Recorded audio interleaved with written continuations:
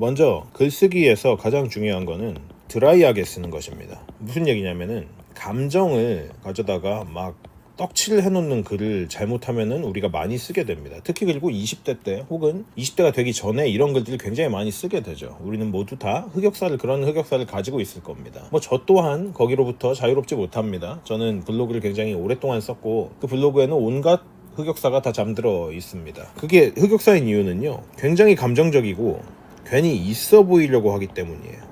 그런데 있어 보이려고 쓴 글은요, 절대로 있어 보일 수가 없고요. 오히려 그냥 아무 생각 없이 쓴 글이 훨씬 더 좋은 글이 되게 됩니다. 그리고 그것에 가장 중요한 게 건조하게, 드라이하게 쓰는 것입니다. 왜냐하면은 건조하게 쓰여진 글에다가 감정을 몇 방울 섞어가지고 이거를 확 이렇게 불타게 하는 거는, 그거는 쉬워요. 왜냐? 아무것도 없는 데다가 뭐를 심는 거니까. 그런데 감정이 떡칠되어 있잖아요. 그러면은 그 글은요, 일단 독자가 읽기 싫어해요. 왜냐면은 어쩌라는 거야 라는 글이 되어버리거든요. 글은 큰 틀에서 봤을 때 두 가지 종류가 있는데요. 남에게 보여주는 글, 그리고 보여주면 안 되는 글, 보여주지 않는 글. 이게 무슨 기준이냐면은 솔직함의 정도이자 내가 공개해도 되는 내용이냐 아니냐 뭐 이런 것까지 포함을 시켜서 판단을 할 수 있겠습니다. 그런데 어쨌든 남에게 보여지지 않을 글이라면은 감정을 떡칠을 해도 상관이 없지만은 문제는 그게 습관이 된다는 겁니다. 정 필요할 때가 아니라면은 모든 글은 가급적이면은 드라이하게 쓰는 것이 원칙이 됩니다. 해서 처음부터 감정이 이렇게 막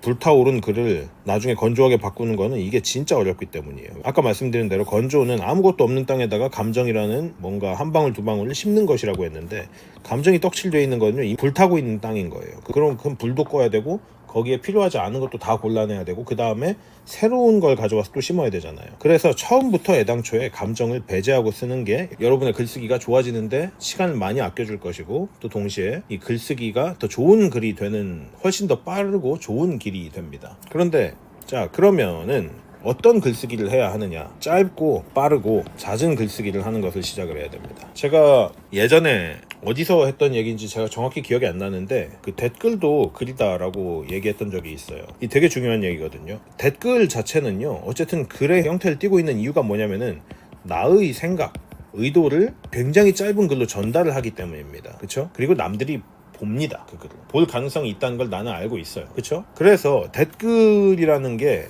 사실은 우리가 가장 삶에서 익숙한 그 글의 형태지요. 그래서 정말로 이 짧고 빠르고 잦게 쓸 자신이 없다면요, 그냥 댓글을 쓰는 걸로부터 시작을 하면 돼요. 댓글로 내 생각을 표현하는 걸 연습을 하는 겁니다. 저 같은 경우는요, 이 손바닥만한 수첩이 있습니다. 하드커버 수첩이 있는데 거기에 그 손가락 길이 정도 되는 그 작은 볼펜이 있어요. 그걸 항상 저는 주머니에 넣어가지고 다닙니다. 어딜 가든지. 왜냐? 생각나면은 어쨌든 간에 아이디어도 적어야 되고, 또 좋은 글귀가 있으면 옮겨 적어야 되고 뭐 이런 식이기 때문입니다. 그걸요, 핸드폰으로 사진을 찍어가지고 보는 거랑 내가 직접 손으로 옮겨 적는 거는요, 천차만별입니다. 왜냐면은 핸드폰으로 찍은 거 안 봐요. 안 봅니다. 제가 지금 핸드폰에 사진이 10만 장이 넘게 있습니다. 그러니까 그 중에 이제 한 3분의 1 정도는 그런 식으로 정보성으로 제가 미리 찍어두거나 아니면 캡처해둔 것들인데 다시 보게 되지 않습니다. 왜냐하면 우리의 삶은 핸드폰을 그 어떤 학습의 수단으로 쓰는데 그렇게 익숙하지 않기 때문이에요. 저 또한 그렇습니다. 전 그래서 아예 핸드폰을 안 봅니다. 집에 오거나 일을 할 때는. 그래서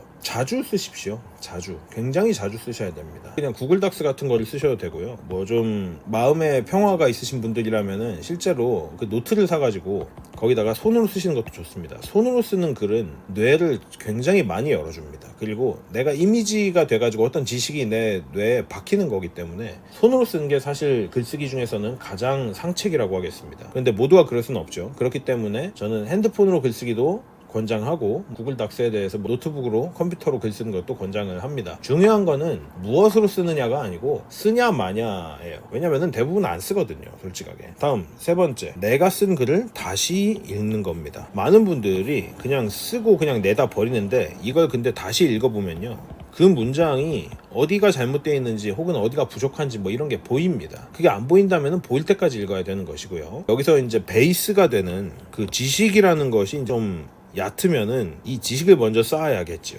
그렇게 되면은. 그래서 제가 조만간 이 지식, 기본적인 베이스 지식을 쌓는데 중요한 어떤 책들을 좀 알려드리려고 합니다. 글쓰기는요, 그냥 쓰는 겁니다. 그래서 이렇게 시작을 해보면 좋을 것 같습니다. 다시 말씀드리지만은 특히 이제 우리 보수 진영에서 이게 왜 필요하냐면요, 우리가 실체를 담고 이걸 옮길 수 있는 그런 수단이 필요하기 때문입니다. 우리가 그 많은 이념에 대한 서적들도 결국에 서적이라는 거는 인쇄물, 즉 글이지 않습니까? 이것들이 이렇게 오랜 세월 동안 이어져 내려온다는 거는 그만큼 글이라는 게 가지고 있는 그 의미와 힘이라는 게 있다라는 얘기이고요. 김어준 얘기를 안 할 수가 없는데, 우리 우파 진영에서 김어준에 대비되는 인물이 있는가라고 물어보면 없거든요.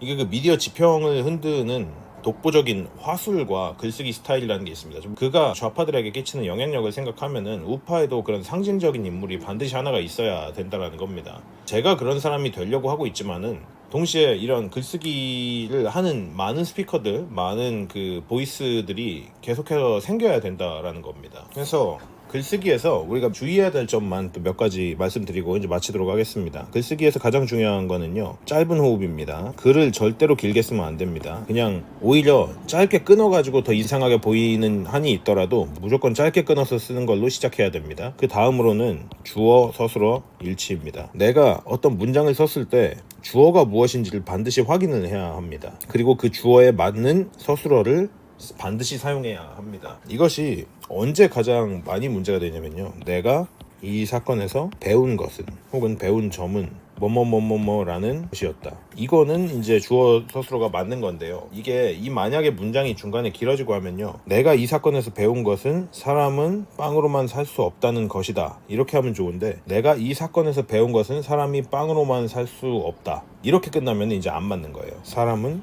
빵으로만 살 수라는 것이다.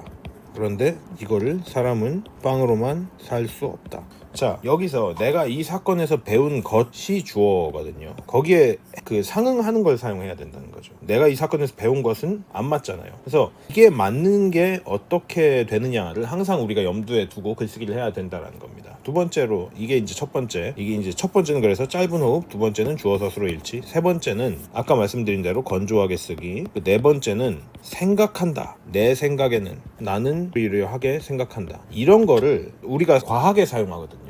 이게 나름의 어떤 뭐 겸손을 이야기를 하는 거거나 뭐 열려있는 것, 그런 걸 표방하기 위해서 사용하는 거기도 한데요, 근데 이거를 안 쓰는 연습을 좀 해보셔도 좋습니다. 그러니까 이거를 막 쓰는 게 아니라 정말로 필요한 때만 쓰고, 그렇지 않은 경우는 단정지어 말하는, 이것도 중요합니다. 이게 바로 나의 주장과 생각을 얘기할 때 그 강력한 힘을 실을 수 있는 근거거든요. 이게 예를 들면은 이런 거예요. 나는 인간의 본성이 악하다고 생각한다 랑 인간의 본성은 악하다, 이게 굉장히 느낌이 다르거든요. 이게 후자는 그냥 그렇게 단정을 지어가지고 그것이 사실이다 라고 받고 시작하는 거고, 전자는 가능성을 열어두는 건데, 사실 강렬한 글쓰기는요, 그냥 박아두고 시작하는 경우가 훨씬 더 많습니다. 그래서 생각한다 라는 게 들어가려면은 이거는 그냥 수필이나 일기 같은 경우가 되고요, 그냥 뭐뭐이다 라고 단정 짓고 그런 어떤 객관적으로 시작하는 글이 이제 대부분 칼럼이나 기사, 논설 이런 거에 사용이 되는 것이지요. 그래서 생각한다를 좀 덜 쓰는 것, 이런 연습을 해보면 좋습니다. 자, 일단은 이 정도로 말씀을 드리겠습니다.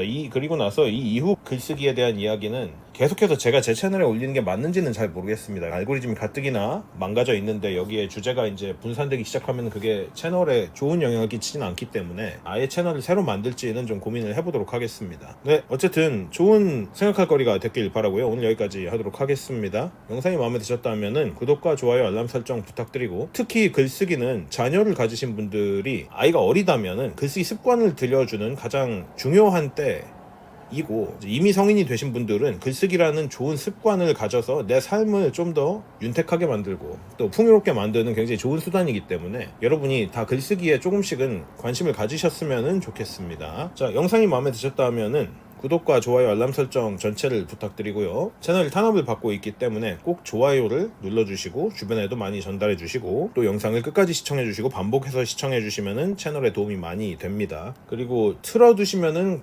좋습니다라는 그 재생 목록이 있습니다. 주무실 때 틀어두시거나 한다면은 제 채널에 굉장히 큰 도움이 됩니다. 채널이 탄압을 받고 있더라도 그 알고리즘에 조금은 저항을 할 수가 있습니다. 그리고 괜찮으시다면은 채널 멤버십으로 후원을 해주시면 감사하겠습니다. 제가 해야 되는 이야기, 그리고 전하고 싶은 이야기들, 이런 것들을 채널이 탄압을 받고 있더라도 굴하지 않고 계속해서 싸워나가고 제가 전해야 되는 가치들을 끊임없이 꾸준히 전할 수 있도록 그 활동의 근간을 여러분께서 마련해 주시면 정말 감사하겠습니다. 자, 오늘 여기까지고요. 저는 다음 시간에 좀 더 좋은 영상으로 찾아뵙도록 하겠습니다. 감사합니다.